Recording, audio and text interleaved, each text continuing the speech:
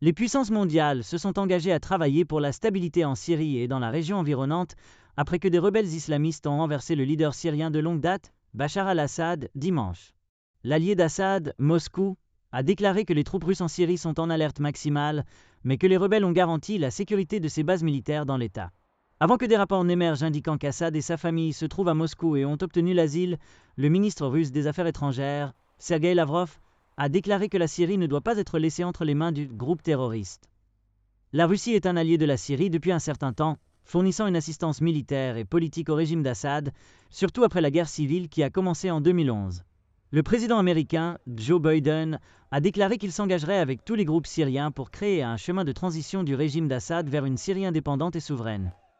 Assad doit être tenu responsable, a-t-il déclaré lorsqu'on lui a demandé ce qui devait arriver au président destitué. Pékin a déclaré qu'il surveillait de près les développements en Syrie et espère que la Syrie retrouvera la stabilité dès que possible. Le ministère iranien des Affaires étrangères a déclaré qu'il s'attend à ce que les relations amicales avec la Syrie se poursuivent.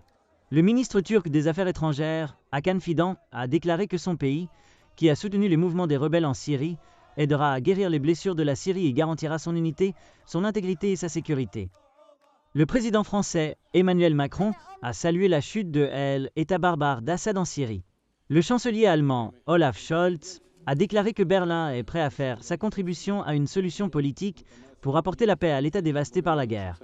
Bachar al-Assad a brutalement opprimé son propre peuple, il a d'innombrables personnes sur la conscience, a déclaré le leader allemand.